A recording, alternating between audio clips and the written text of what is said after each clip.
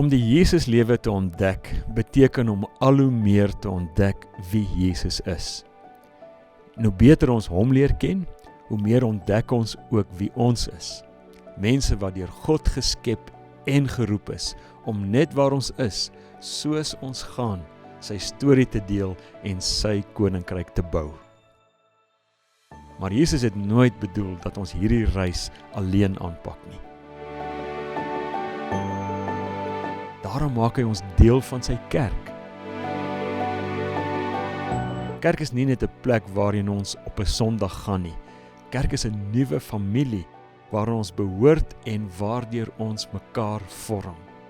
Ons sien dit in Kerk Sonder Mure raak, wanneer kinders elke week in klein groepe ontdek dat hulle veilig is, geliefd is en vir Jesus kan volg.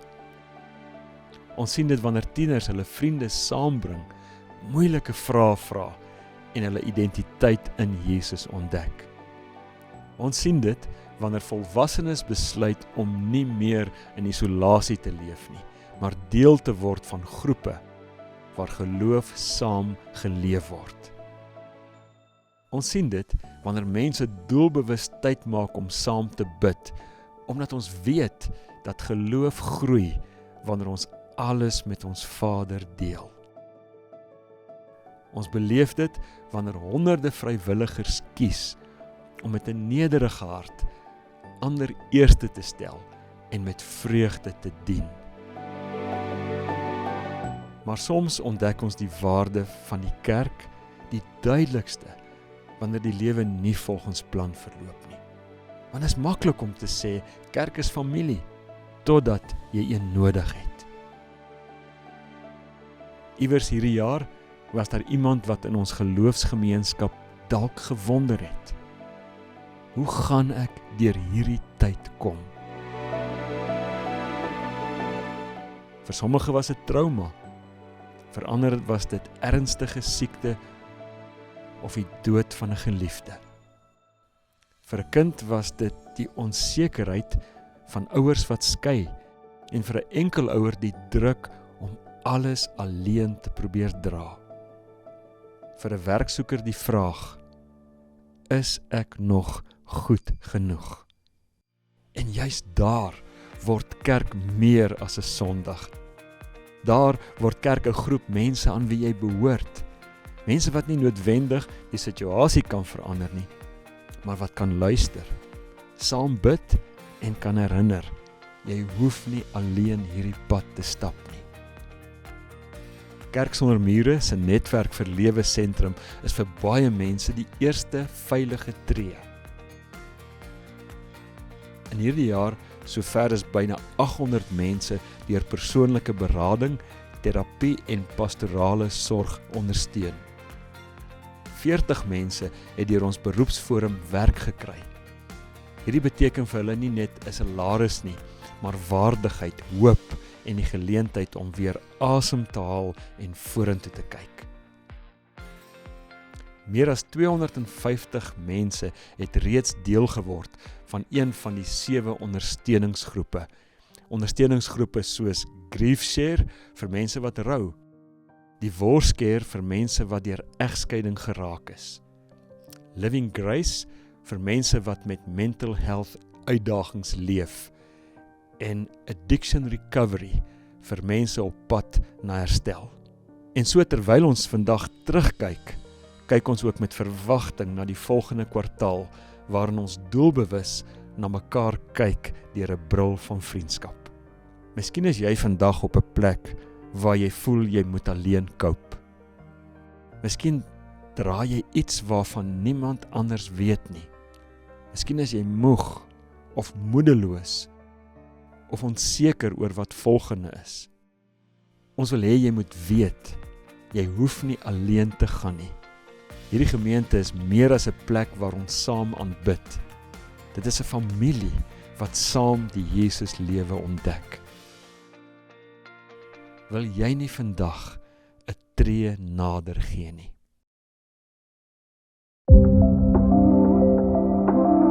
Hier's iets wat almal weet. Jou week begin eers. Navorsing wys, om saam te kom, saam te worship, te bid, te dien. Dit bou veerkragtigheid en verlaag ons angs en spanning. Die Bybel sê, ons kom saam om mekaar in liefde te versterk. En dis nie net simbolies nie, dis vormend. Sondag is dis nie die einde van jou week nie, dis die lanceerplatform. Wat hier begin, vloei in alles in, want elke Sondag tel. Begin Sondag, want elke Sondag tel. Goeiemôre en welkom by vanoggend se Kerk Sonder Mure aanlyn diens. Dit is vir my so groot voorreg om vanoggend met jou te kan gesels. Waar ook al jy in die wêreld is, mag jy regtig die Here se seën en liefde beleef. Ons is tans besig met 'n reeks oor Eksodus en vandag gaan ons gesels oor Eksodus 22 wat praat oor verantwoordelikheid, verhoudings en oor jou hart en hoe jy leef. En ek hoop dat jy dit regtig sal sien as riglyne om seker te maak jou lewe is in lyn met die Here. Kom ek bid vir ons.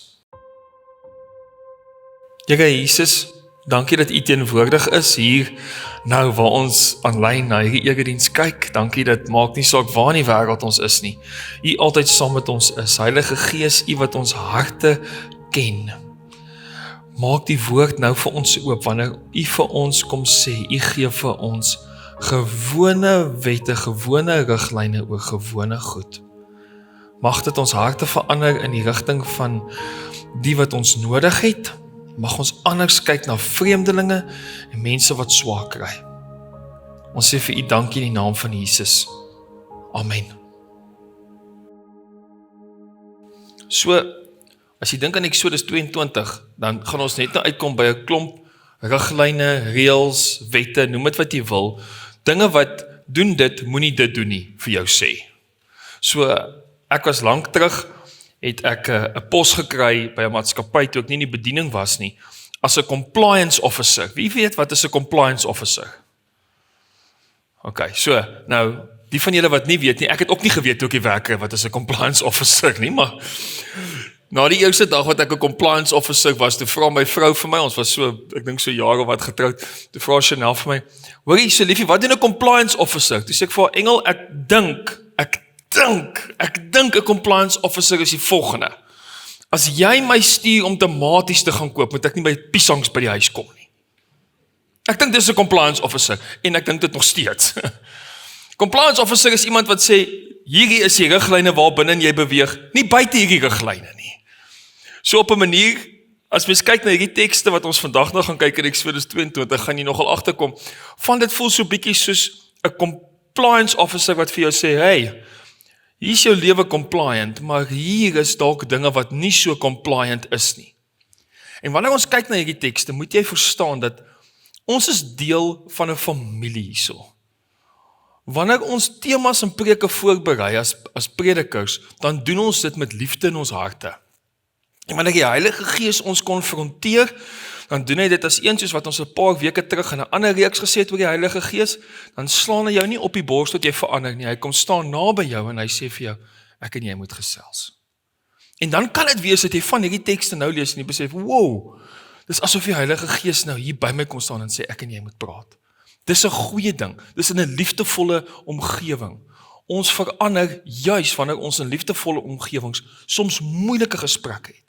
So die tekste wat ons nou gaan lees, het 3 sterk bewegings, voordat ons dit lees, wat ek met jou ook wil gesels. Die eerste een is, God vorm ons verantwoordelikheid. Wanneer ons sê, en Eksodus sien ons dat die volk gaan van vasgevang as slawe na gevorm word, wat ook voorbereiding is vir iets wat gebeur as hulle die beloofde land bereik, dan sê ons die eerste ding is dat ons hier sien in hierdie teks is, God vorm ons verantwoordelikheid. 'n ander manier om daaroor te kan praat is dalk rentmeesterskap, maar ek wil spesifiek praat oor verantwoordelikheid. As jy kyk na Eksodus 22, dan gaan dit oor basiese goed, dit gaan oor gesteelde goed, dit gaan oor skade, dit gaan ook oor skande, dit gaan oor verlore eiendom en sulke goeders. God wil hê ons moet kyk na hierdie goeders, want ons neem radikale verantwoordelikheid nie net van ons eie lewens nie, maar van almal om ons se lewens. Die tweede een is, God vorm ons verhoudings. Jy gaan dit sien wanneer jy die teks in Eksodus 22 lees. Moenie die vreemdeling verdruk nie. Moenie die weduwee benadeel nie. Moenie die weeskinders uitbuit nie. Waarom? Omdat God hulle geskiedenis ken. En verhoudings is belangrik. So wanneer ons Eksodus 22 nou verder lees, gaan jy eerstens hoor, God vorm ons verantwoordelikheid rondom fisiese gewone goed, maar God vorm ook ons verhoudings. Ons kan nie net sê, toe maar iemand sal vir iemand anders voorsien nie. En dan die derde ene is, God vorm ons harte. Julle gaan sien in Eksodus 22 en vers 27 word daar so mooi gepraat, die antwoord wat God by ons soek is, ek sal luister, want U is genadig. En ek verstaan U genade is op ander maniere in mense se lewens teenwoordig as in my eie, en daarom vra ek, Here, vorm my hart. Op dieselfde manier, as ons sê, ons gaan van vasgevang na gevorm, dan kyk ons na Eksodus 1 tot 15, wat baie die vraag beantwoord, wie is God? Om het nog meer letterlik te stel is, dan beweeg ons na 'n plek in Eksodus 22, waar die woord vir ons sê, wat vra hierdie God nou van my? Eksodus 1 praat ook van God wat homself aan ons bekend maak, ons het al gekyk in week 1, ons het gekyk na God wys, dat hy groter is as ander gode, Eksodus 8, Eksodus 15, God wys dat hy red, hy's 'n reddende Here, en nou kan die volk antwoord, en daarom moet ek en jy as gelowiges antwoord, en as 'n algemene beginsel vir gelowiges, God vra gereeld antwoorde van my en jou, as ons sê ons stap agter hom aan. As ons sê ek ontdek die Jesus lewe, ek wil geestelik groei, ek wil kyk wat gebeur in my eie lewe en ek wil 'n verskil maak in ander mense se lewens, dan is daar hierdie konstante gesprek tussen my en die Heilige Gees, waar dit baie keer die vraag is, Gerrit, as jy nie vasgevang is nie en jy word gevorm, waarmee is jy nou besig? En dan sê ek, God gee nie hierdie wette vir ons, om ons te beheer nie. Hy gee hierdie wette om sy karakter in sy mense te vorm. Soos 'n goeie compliance officer. So ons sien God meer volledig wanneer hy vir ons sê, hier is die riglyne waarbinne jy kan beweeg. Maar daar is natuurlik ook 'n groot gevaar. Ons dink, as ek God beter leer ken, dan kry ek meer kennis. Maar in die Bybel is kennis van God nooit net inligting nie. God vra antwoord van ons op die vraag wat hy vra. En die vraag is, hoe neem jy verantwoordelikheid oor verhoudings, oor gewone goeders en oor jou hart? So dan sê ek, Eksodus 22 word nie net 'n klomp dokumentasie wat eintlik gaan oor hoe ek vandag moet leef nie. Dit moet 'n verandering in my hart teweegbring. My hart moet anders wees. Eksodus 22 se antwoord hierop is, God sê nie, nou dat julle my ken, moet julle nog meer offers bring nie. Hy sê, nou dat julle my ken, moet jy kyk nou hoe jy werk met jou buurman, jy moet kyk nou hoe jy werk met jou geld, jy moet kyk nou hoe jy werk met jou besittings, met vreemdelinge, weduwees, wese. En ek gaan 'n paar van daai tekste nou vir jou uitlig. Die eerste een is Eksodus 22 vers 21. En hierdie is een van die sentrale gedagtes in Eksodus. As jy die ene vandag vang, as jy op 'n goeie pad. Ok, so kom ons kyk wat dit sê. Jy mag nie 'n vreemdeling verdruk of laat swaar kry nie, want jy was self 'n vreemdeling in Egipte. So, vinnige recap na hoe ons gekom het in die reeks waar ons nou is. Onthou, die volk was vreemdelinge in Egipte gewees, as gevolg van die feit dat hul voorvader Josef aangestel was as onderkoning oor Egipte aan die einde van Genesis, om seker te maak dat in die hongertye wat sou kom, dat daai hele geografiese streek genoeg kos sou gehad het. Julle onthou die fliek Joseph and his Technicolor Dreamcoat, dit was ook 'n toneelstuk gewees, I have a dream. Okay, so Josef het gemaak dat die hele groep mense, wat op die ouene geëindig het in Egipte, hierdie groepering mense wat hulle self gesien het as volgelinge van 'n God, een God, dit wat by Abraham begin in Genesis 12, daai hele voortsetting het gemaak dat hulle vreemdelinge geword het in Egipte. Nou is dit net baie interessant dat in hierdie teks dat die Here sê, jy mag nie vreemdelinge onderdruk nie, want onthou, jy was ook een. So dis 'n doodgewone beginsel van onthou dat ons almal was al op 'n plek in ons lewens waar jy minder vreemd wou gewees het. Waar jy gewens het, jy's nie die enigste een nie. Nou vir my was hierdie, ek het daai belewenis gehad, toe ek hoërskool toe was, die hoërskool waartoe ek gegaan het geen van my laerskoolmaatjies gegaan nie. Julle, en dit is dan regtig moeilik, as jy in 'n hoërskool ingaan, en al die kinders kom van laerskole waar hulle mekaar geken het, en is net jy. Om jouself te probeer inwerk in 'n groepie en 'n kultuur. En ek onthou ek het dit beleef as 7-jarige kind ons van Namibië afkom, want ek het amper aan die einde van graad 1 in die skool gekom. En ek het die maatjies nie geken nie, die vriende was gemaak en almal het belle gehad. Ek het gevoel soos 'n vreemdeling. Daar's nie een van ons wat vandag hier sit of aanlyn kyk, wat nie al op 'n plek was wat jy gevoel het. Ek wens iemand wil net na my toe kom en sê, hey, jy lyk niet. My naam is Gerrit, wie is jy? Dit is dan verskriklik om 'n vreemdeling te kan wees. En Kerk Sonder Mure sê, ons deel daarvan om Jesus lewe te ontdek is om te sê, niemand hoef hier vreemdelinge te wees nie. Want ons weet mos dat ons vreemdelinge was. En as ons dan kyk na die lewe van Jesus, want onthou by Kerk Sonder Mure is ons hier om die Jesus lewe te ontdek. As ons kyk dan om die Jesus lewe te ontdek, dan sien ons maar Jesus was baie uitnemend die ou wat vir die vreemdelinge gesê het, hey, volg my. En ek sal julle wys hoe om vissers van mense te maak. Nathanael, ek het jou al gesien in Johannes 2. Nathanael, ek het jou al gesien toe jy onder die vyeboom besig was om te soek na God. Nie is jy vreemd nie. Vreemdelinge is geleenthede om te wys hoe groot God se genade is. So wanneer God vir die volk sê, jy mag nie vreemdelinge verdruk of laat swaar kry nie, want jy was self 'n vreemdeling in Egipte, dan sê hy, onthou, vreemdelinge kry swaar. Want dit is moeilik om nie deel te wees nie. En jy was ook daar, waar jy 'n vreemdeling was, en gewonder het wie gaan jou red, en ek het jou gered. En omdat jy daai redding beleef het, soos wat ons gesien het in Exodus 15, waar God weer kom wys, hy is die reddende God, op grond van dit, moet jy anders leef. Want as jy nie doen nie, dan neem jy die identiteit aan van die een wat onderdruk. Dan neem jy die identiteit aan van die een wat sê, toe maar iemand anders sal vir hulle sorg. Dis okay. Daarom sê die woord vir ons, as jy vandag kies om met verantwoordelikheid te leef, as jy kies om met verhoudings te leef in jou hart, en as jy kies om 'n hart te hê wat wil verander, dan moet jy anders kyk na vreemdelinge, en verstaan dat jy ook al daar was, en jy mag nooit die identiteit van 'n onderdrukker aanneem nie. En ons gaan hierdie nou volgende sien, wanneer ons vers 22 en 24 lees, dan sien ons God sê hierso, jy mag geen weduwee of weeskind veronreg nie.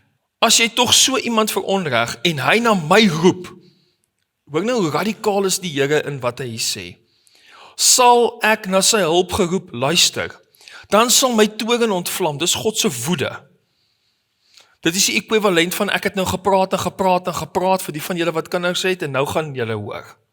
Dan sal my toorn ontvlam en ek sal jou om die lewe bring, sodat jou vrou 'n weduwee word en jou kinders weeskinders. Dus jy sê, wow, Jesus, maar dis dan radikaal van die Here. Hoe kan hy sê, hy sal my om die lewe bring, maar dan, my vrou, my kinders, dan sal hulle weduwees. Die beginsel in hierdie teks is iets wat ons moet raaklees in baie tekste in die Ou Testament, en dis die volgende. As jy nie verstaan wat dit is om 'n weduwee of 'n weeskind te hê nie, as ek jou wegneem uit hulle wêreld uit, hoe gaan dit vir hulle wees? So hierdie teks sê vir ons, die Here sê, veronderstel juis in 'n posisie waar jou of jou familie is in 'n posisie waar jy weggeneem is. Hoe sou jy wil hê moet ander mense teenoor hulle dan optree as weduwees en weeskinders? Dis wat die teks sê. Dink 2 keer. Dink 2 keer. Dis waarom die Here sê, jy mag geen weduwee of weeskind veronreg nie. As jy tog so iemand veronreg en hy na my roep, sal ek na sy hulp geroep luister. En dan sal ek woedend word.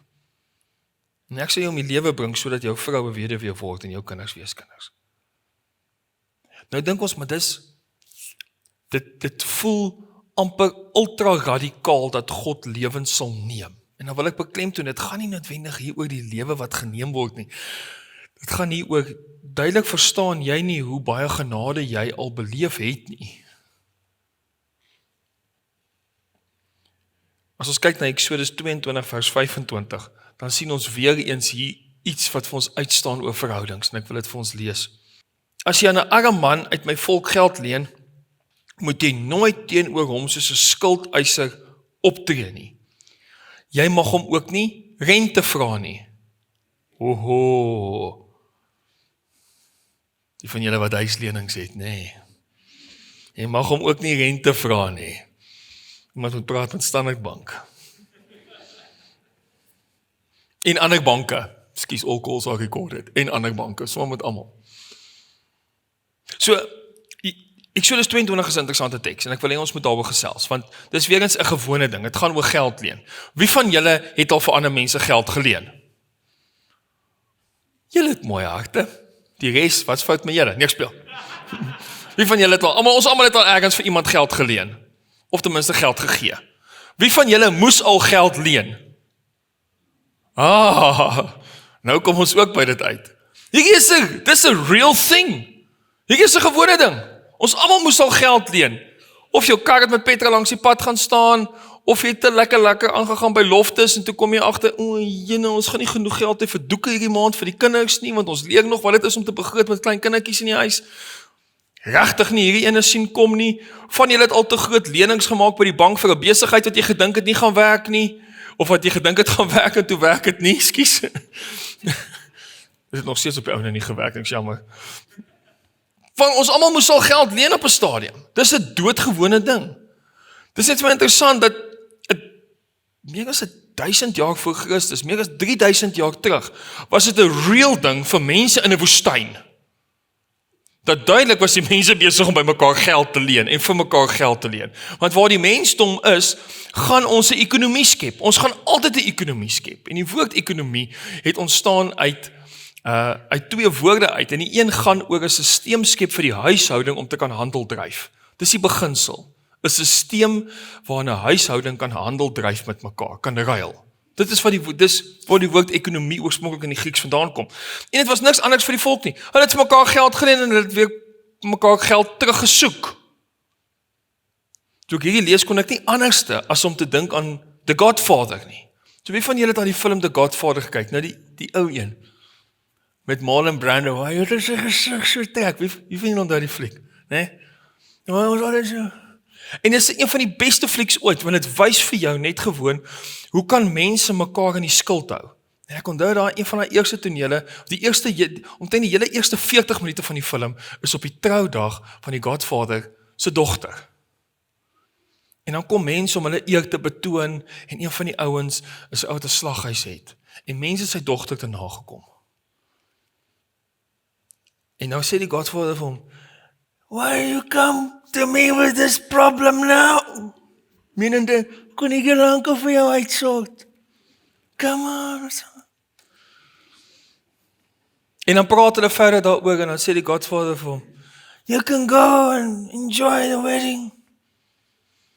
I will take care of this, but there will come a day when I will need your help." En dan sê hy, dis reg, ek sal my help hê. En dan weet die Godfather, hy weet, Marlon Brando se karakter weet, hy het so groot oormag agter hom, daai ou gaan nie kan nee sê vir die dag wat hy hom nodig het nie. En op die einde van die film, dan is dit een van die ouens wat hom moord moet pleeg vir die Godfather se seun. As Al Pacino Godfather word. Daar's baie maniere om mekaar in die skuld te kry. Baie. Dit gaan nie net hier oor geld nie. Geld is 'n voorbeeld daarvan. Die van julle wat al ooit gekyk het na 'n oulike reeks van die jare toe ek nog hare gehad het, Igoli, plek van goud, sal weet, mense kan mekaar gereeld in die skuld kry, en dan is daar fisiese geld net glad nie betrokke daarbey eers nie. En dan is die beginsel wat die Here hier gee is om te sê, Jy mag nie teenoor hom soos 'n skuldeiser optree nie. En die enigste manier om dit te doen, is om in die beste belange van daardie persoon op te tree. Want mense gaan op 'n plek kom, waar hulle regtig in die knyp is en hulp nodig het. En mense wend hulle self meeste van die tyd na ander mense. Te sê, help my. En dan moet jou karakter wees, een wat sê, ek soek die beste vir jou nou. En as dit beteken, ek gaan jou help met die geld, dan help ek jou met die geld. Maar onthou net, jy is nie my slaaf nie. Ek gaan jou nie soos 'n skuldeiser hanteer nie. Daarom wil ek vir jou sê, jy moet kyk na hierdie, jy moet kyk na hierdie, jy moet kyk na hierdie. Jare terug, ek het al die storie vertel, maar ek wil dit graag weer deel, want ek dink is belangrik. Jare terug by Fontaine Circle, het ek van Pretoria se kant af teruggekom, en voor ek op die N14 op die snelweg klim, het ek 'n vrou gesien met 'n kartonbordjie. En bo op die kartonbordjie, sy was besig om te bedel, want dit gaan sleg met haar. Sy het 'n kartonbordjie vasgehou, en haar oë was so nat gehuil. Sy het haarself bedek tot hier, dat jy net haar oë kon sien. Jy kon nie haar gesig sien nie. So skaam was sy. En as jy soos ek met haweloses gewerk het vir 'n lang ruk, sal jy weet, jy het al elke bordjie gesien wat daar is. Maar daai een het my hart verander. Haar woorde was die volgende, nie die volgende. Down and out. Don't know where to start. Net dit. Eksodus 22 kom sê vir ons, jy gaan in 'n posisie wees, waar iemand met die bordjie by jou kom staan, en sê, ek weet nie eers waar om te begin nie. Dan mag jy hom nooit hanteer asof hy niks is nie. Want God het hom ook gered. Dan hanteer jy hom met waardigheid. Dis dan wanneer die verhale van die verlore seun in jou kop moet opkom. Die pa wat aan hardloop na die kind. Die pa wat homself eintlik verneder ter wille van sy kind. En as ons hierdie dinge doen, en daar's nog 'n klomp ander tekste in Eksodus wat jy kan gaan lees, wat vir jou gaan wys hoe jy met gewone goed moet leef. Daar's tekste wat gaan oor skaamte. En een van hulle gaan nou weer 'n voorbeeld wees. Eksodus 22 vers 28 en 29 sê God, jy mag God nie vervloek nie en ook nie 'n leier van jou volk nie. Waarvan julle voel nou so 'n bietjie warm, nee. Die Heilige Gees praat met ons. Paulus interpreteer hierdie eeue later deur te sê, bid vir julle heersers. Bid vir hulle, want selfs hulle val onder die koninkryk van God. Koninkryk van God beteken God is ons koning, Jesus Christus is ons Here. Ons leef binne sy koninkryk, en in sy koninkryk is daar lande wat beklei oor mag, en lande wat besluit hoe hulle moet leef, en lande wat besluit wie se beheer. Ons hoef nie te beklei oor wie se beheer nie, dis Jesus Christus, hy is ons Here Jesus. Jy mag nie God vervloek nie, en ook nie 'n leier van jou volk nie. Die interessante ding van hierdie teks is, dit sit direk twee goeters by mekaar. Die vervloeking van God en die vervloeking van 'n leier gaan hand aan hand. Nou, my belewenis van hierdie is, dat jy baie keer met mense praat, en dan kom jy agter. Hulle is so negatief teenoor leiers rondom hulle, dat die vraag is, op watter stadium gaan hulle begin God word, en eintlik maar God ook vervloek. Want hulle het mos nou al die antwoorde. Baie van ons het as volgelinge van Jesus so geword, dat ons amper nie eers meer nodig het om 'n groot tree te gee van, ag, hierdie leier kan in sy dinge sin, en ag Here, ek gee ook nie om wat u sê u nie. Ek sal self besluit. En dan sê hy saam met dit, die antwoord daarop is, moenie talle met jou offers uit jou graan en wynoes nie. Wees vrygewig. 'n vrygewige mens is iemand wat nie God vervloek nie, en definitief nie sy leiers vervloek nie. 'n vrygewige mens is iemand wat kyk hoe hy 'n bydrae kan lewer. Dis iemand wat kyk hoe kan hy 'n verskil maak. En een van die mooiste maniere wat ons dit sien is in die laaste verse van Eksodus 22 wat ek nou vir jou gaan lees. En dan gaan ek afsluit met 2 gedagtes daaroor. Eksodus 22 vers 31 sê, julle moet mense wees wat aan my gewy is. Dit beteken, die Nuwe Testament praat Petrus daarvan, dan sê hy, jy moet heilig wees. Gaan kyk na gerus die brief van 1 Petrus, die van julle wat aanlyn kyk, gaan kyk na die Bybelskool, ons het 'n wonderlike reeks gehad, net oor die briewe van Petrus so 'n paar jaar terug. Hy sê, julle moet mense wees wat aan my gewy is. Dit beteken, jy moet anders leef, jy moet ander vra oor hoe jy werk.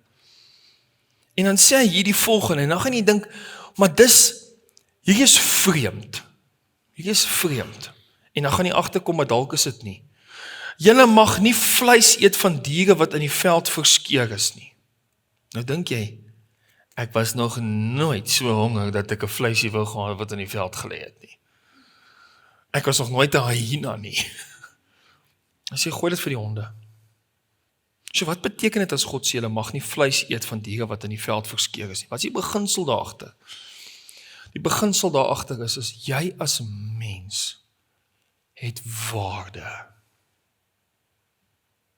Jy hoef nie soos 'n dier te leef nie. Ons hoef ook nie as mense, ander mense in sulke desperate situasies te sit, dat hulle voel, maar nou begin die dier in my uitkom nie. En dan dink ek, hierdie wet is belangrik vir ons vir vandag. Want God vra vir ons, julle moet mense wees, wat aan my gewy is. So ek sluit af, deur te sê, vir al die jong mense wat hier is, om net weer te onthou. Moenie die vreemdelinge verdruk nie. Waarom? Want God onthou vreemdelinge. En jy was ook al vreemd, en jy wou nie wees nie. Moenie weduwees mishandel nie. Want God hoor die weduwees se noodkreet, en jy moet onthou, veral as jy 'n man is, as jy 'n weduwee op 'n sekere manier hanteer, jou vrou kan ook 'n weduwee wees, en dan wil jy mense moet mooi met haar werk. Moenie arme mense uitbuit nie. Want God is genadig. Jy gaan dalk ook eendag op 'n stadium met 'n bordjie so staan wat sê ek weet nie waar om nou te begin nie. So Eksodus 1 sê ontdek ons wie God is. Eksodus 8 sê ons ontdek ons dat God groter is as enige ander gode wat daar is. Eksodus 15 ontdek ons dat God red. Maar nou in Eksodus 22 kom die vraag na ons toe. Nou dat jy hierdie God leer ken het, wat gaan jy daarmee doen? Kom ons bid saam. Here, dankie vir Eksodus 22, waar ons sê dat U van ons vra om radikale verantwoordelikheid te neem van onsself, ons verhoudings en ons harte.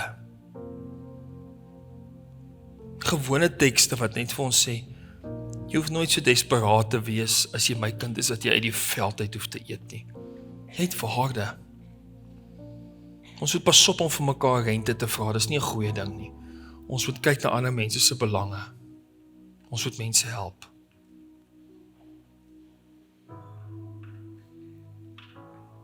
Here, in hierdie waarhede wil ons net vra, lei ons Heilige Gees, lei ons elke dag, dat ons kan verstaan dat hierdie waarhede, dat dit nie net nice to haves is nie, maar dat dit die riglyne is waar volgens ons moet leef.